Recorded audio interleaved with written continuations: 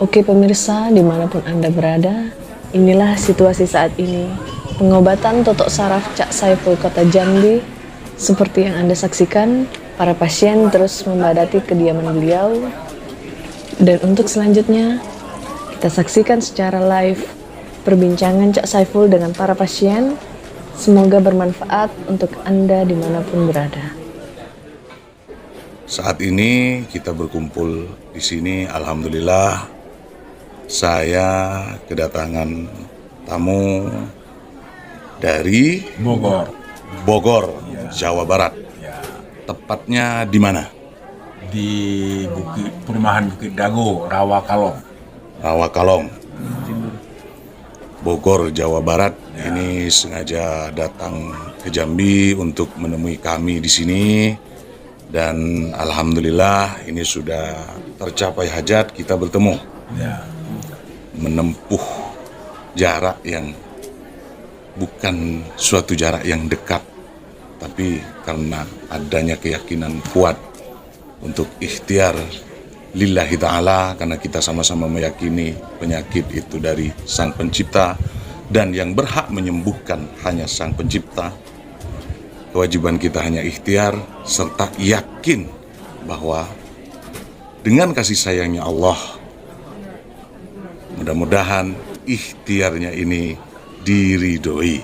Amin. Kuncinya supaya diridhoi maka kita harus ridho terlebih dahulu. Radiyatan mardiyah. Kita harus ridho. Waduh, dikasih penyakit oleh Allah. Kita harus ridho. Itu adalah pemberian dari Allah. Maka Allah meridhoi. Ketika Allah meridhoi, maka diketuklah hati untuk meyakini mana nih jalan ikhtiar yang akan ditempuh. Jadi tidak ngasal. Ikhtiarnya bukan ngasal saja. Kalau sudah ridho terlebih dahulu, akan timbul keyakinan kuat di hati. Ikhtiar mana nih yang akan ditempuh ketika kita sudah ridho terhadap situasi dan kondisi yang terjadi, yaitu berupa penyakit ataupun ingin tercapai hajat. Ya. Ini Bapak dan Ibu terapi ya? Ya, Terapi juga. Kemudian Mas apa? Promil. Nah ini sekeluarga dari Bogor. Ada beberapa keluhan Bapak ini dan Ibu, ada beberapa keluhan, dan putra-putri beliau ini ada hajat untuk program kehamilan. Mudah-mudahan sembuh Bapak dan Ibu, mudah-mudahan tercapai hajat kedua putra-putrinya ini, amin, Allahumma amin. Tapi yang perlu kita sadari sebenarnya dalam hidup itu ya, kita tidak lepas dari anugerah Allah yang telah kita terima selama ini yang berbentuk badan. Ini anugerah dari Allah. Badan dan ruh. Badan serta ruh. Cuman umumnya manusia ketika badannya sakit, kerasa itu kalau badannya sakit, maka ingin ikhtiar mengobati badannya. Tapi ketika ruhnya yang sakit, ketika jiwanya yang sakit, umumnya tidak menyadari. Umumnya tidak disadari. Apa ciri-ciri ketika ruh itu sakit, ketika jiwa itu sakit? Ciri-cirinya apa? Satu, tidak ada ketenangan di hati. Itu ciri-cirinya. Sambil merokok dulu.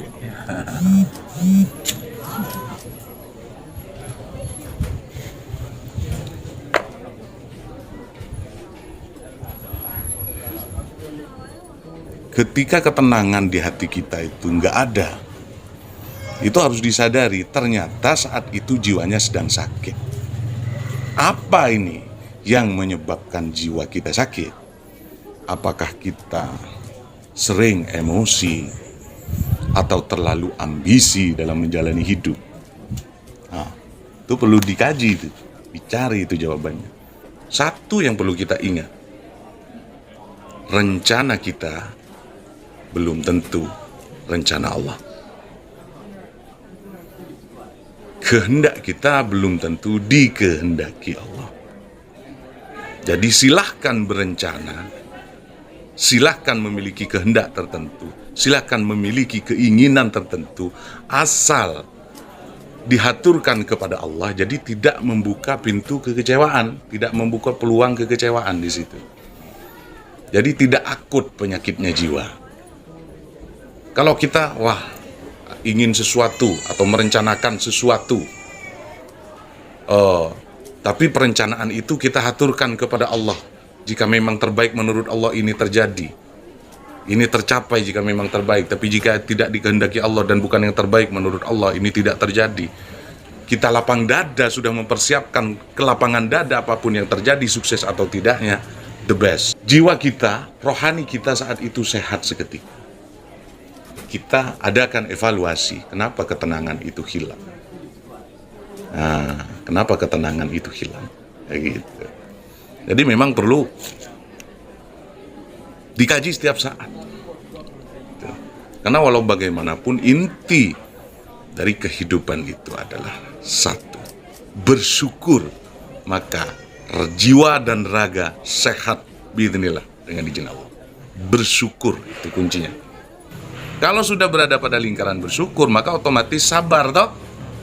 Maka otomatis ridho toh dengan keadaan yang terjadi, maka yang terjadi radiyatan mardiyah. Kalau sudah ridho, Allah meridhoi. Tercapai segala hajatnya kalau sudah seperti itu. Nggak perlu pening pula. Kalau ambisi di mana-mana, yang namanya ambisi dalam segala hal, dalam hal apapun ini, dalam urusan apapun, kalau ambisi, pening. Tidak tenang jiwa. Penyakit itu ke jiwa itu. Kalau ambisi di mana-mana pening, dan umumnya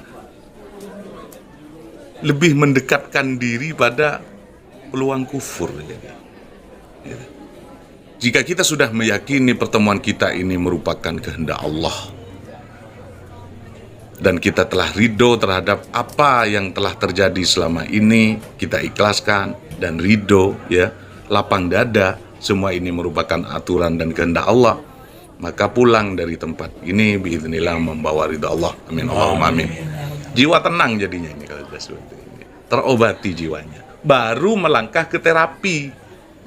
Terapi badan, terapi jasad. Nah, ini terapi jiwa dulu. Jiwa tenang, badan sembuh, top chair jadi.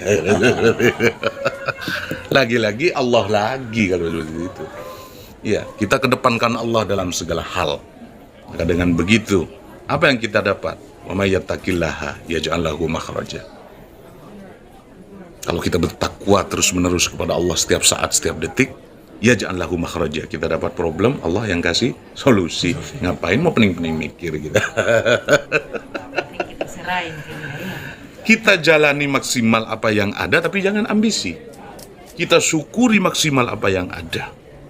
Jangan selalu menduduki sifat tamak, jangan selalu menduduki rasa kurang dan kurang. Iya, sehat kalau seperti itu jiwa raga kita, Bu. Sehat. Alhamdulillah ya Allah, nikmat sangat besar dari Allah kita dipertemukan ini.